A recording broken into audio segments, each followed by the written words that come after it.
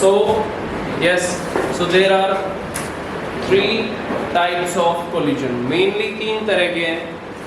कौन कौन से? Elastic collision,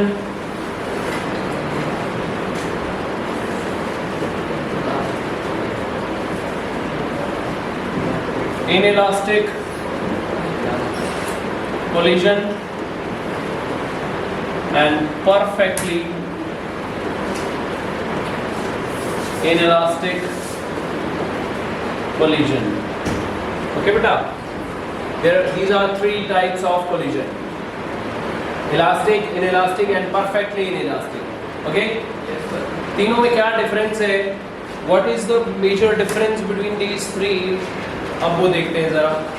इलास्टिक कोलिजन जिसमें कोई एनर्जी लॉस नहीं होगा, यानी अगर दो कोलाइडिंग बॉडीज जो कोलाइड कर रही हैं एक दूसरे से, है ना, जो कोलाइडिंग बॉडीज हैं उनकी काइनेटिक एनर्जी भी कंजर्व रहेगी. मतलब इसको छोटा बनाते हैं. ये है कोलाइडिंग बॉडीज. अगर ये m1 मास की बॉडी इस m2 मास की बॉडी के साथ कोलाइड कर रही है, तो before collision and after collision इनकी काइनेटिक एनर्जीज कंजर्व रहेगी. यानी before collision total kinetic energy and after collision total kinetic energy conserve रहेगी. यानी यहाँ कोई एनर्जी लॉस नहीं हुई. क्या नहीं हुई? कोई एनर्जी लॉस नहीं हुई. काइनेटिक एनर्जी के अलावा मोमेंटम भी कंजर्व रहेगा. अच्छा, मोमेंटम कब कंजर्व रहता है? हमने 9th क्लास में ये पढ़ा था कि क्योंकि यहाँ कोई एक्सटर्नल फोर्स नहीं है, पूरे सिस्टम के ऊपर क्या नहीं है, तो मोमेंटम कंजर्व रहेगा, मोमेंटम चेंज नहीं होगा पूरे सिस्टम का. ये कहां से आया? न्यूटन सेकंड लॉ से आया. न्यूटन सेकंड लॉ कहती है कि the rate of change of momentum is equal to force applied, and when there is no force there is no change in momentum. There is no change in, जब कोई force नहीं है तो momentum में change भी नहीं होगा. और किस पे फोर्स नहीं हो? पूरे सिस्टम के ऊपर. ये दो एक दूसरे के ऊपर फोर्स लगा रही ना. देखो, फर्स्ट बॉल ने सेकंड पे फोर्स लगाया और सेकंड बॉल ने फर्स्ट पे फोर्स लगाया, एक दूसरे पे फोर्स लगाया. एक्सटर्नल फोर्स तो नहीं था ना यहाँ पे कोई, तो मोमेंटम भी कंजर्व रहेगा. सो पहली बात, momentum of system will remain conserve.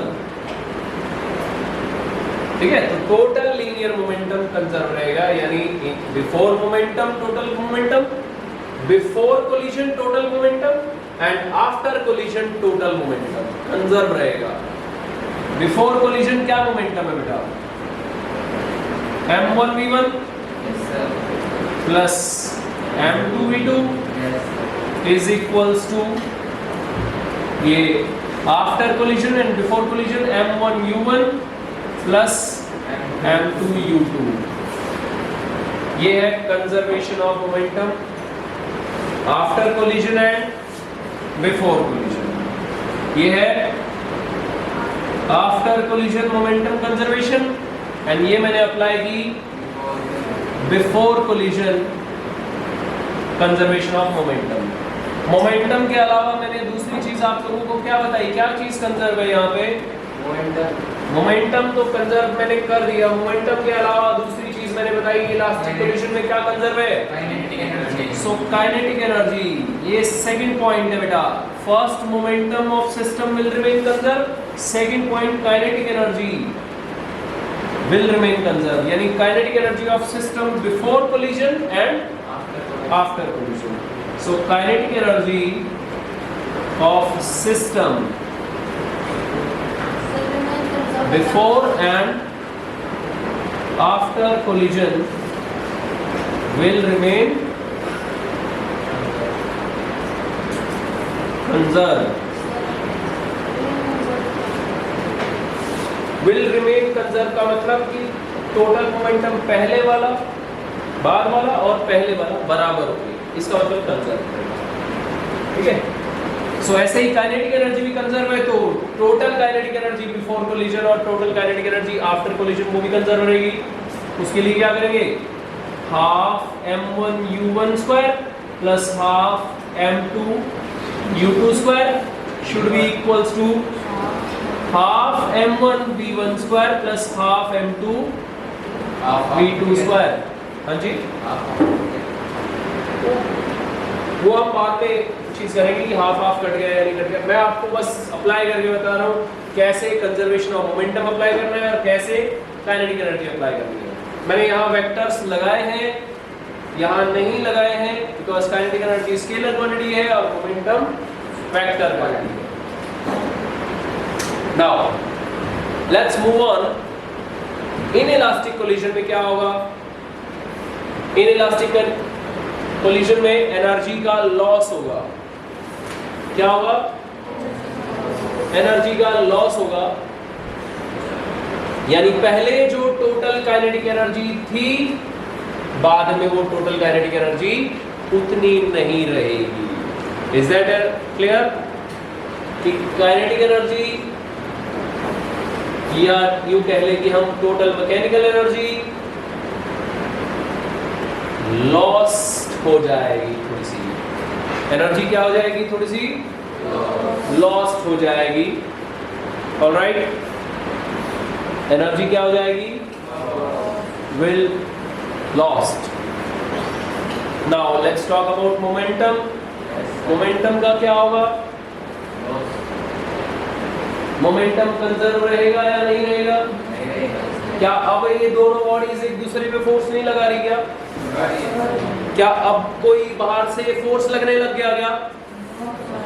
अगर कोई एक्सटर्नल फोर्स अब भी नहीं है तो मोमेंटम तो कंजर्व रहना चाहिए।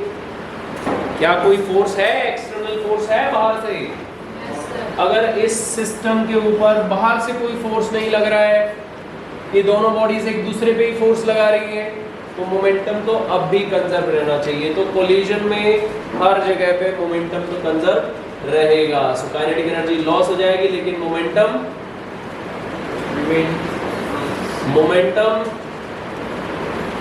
Remain conserve. Momentum remain conserve. So next बेटा, यहाँ पे काइनेटिक एनर्जी लॉस होंगी, निकालेंगे कैसे उसकी बातें बाद में करेंगे। अब परफेक्टली इनइलास्टिक कोलिजन कौन सा होता है, जहां पे एनर्जी का लॉस सबसे मैक्सिमम होगा। क्या होगा बेटा, loss of energy is maximum. अच्छा ये भी बता देता हूं मैं, परफेक्टली इनइलास्टिक कोलिजन वो होता है जब दो बॉडीज एक दूसरे से कोलाइड करेंगी और कंबाइंड सिस्टम बन के एक साथ चलेंगी।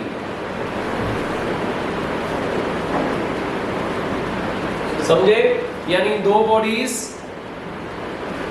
परफेक्टली इनइलास्टिक कोलिजन में दोनों कोलाइडिंग बॉडीज चिपक के एक दूसरे के साथ चलेंगी, एक ही सिस्टम बन के चलेंगी। Okay, those two bodies will stick together. Inelastic perfectly inelastic collision में क्या होगा, दोज कोलाइडिंग बॉडीज विल, हाँ तो यहां पे लिख लीजिए आप, बॉडीज विल स्टिक टुगेदर, यानी एक साथ चिपक जाएंगे इस सिस्टम में, इस कोलिजन में दोनों बॉडीज एक साथ चिपक जाएंगी और एक ही सिस्टम बन के चलेंगी आगे। काइनेटिक एनर्जी इसमें सबसे ज्यादा लॉस होगी। क्या मोमेंटम इसमें कंजर्व रहेगा? यहाँ पे भी कंजर्व रहेगा, क्योंकि यहाँ पे भी ये दोनों एक दूसरे के ऊपर ही फोर्स लगा रही है। ठीक है, बाहर से कोई फोर्स नहीं लग रहा, there is no external force, and if there is no external force, ये चीजें लिखने वाली है बेटा। क्यों हमने मोमेंटम कंजर्व किया, इस चीज का रीजन आपको पता होना चाहिए। क्यों कंजर्व है? क्योंकि यहाँ पे भी दोनों बॉडीज एक दूसरे के ऊपर फोर्स लगा रही है, बाहर से एक्सटर्नल कोई फोर्स नहीं लग रहा। If there is no external force, there momentum, यानी momentum of system before collision and after collision will remain conserved. Before collision जैसे मैंने मोमेंटम लिया और आफ्टर collision मैंने मोमेंटम लिया, वो दोनों क्या रहेंगे? सेम रहेंगे. So momentum of system will remain conserved. मैंने आपको कहा था, teachers kindly pay attention. It's a very important for all of tomorrow.